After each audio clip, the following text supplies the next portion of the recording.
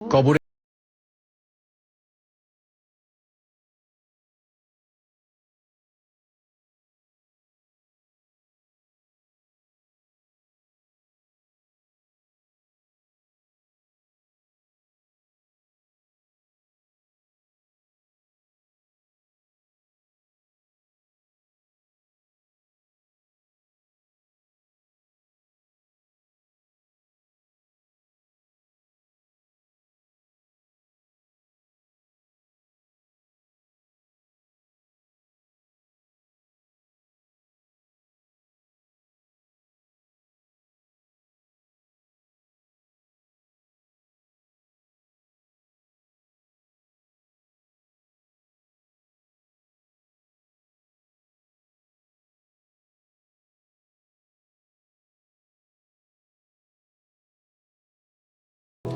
আত্মা বা রূহ আল্লাহর নির্দেশ মাত্র, সেটা অক্ষত থাকে।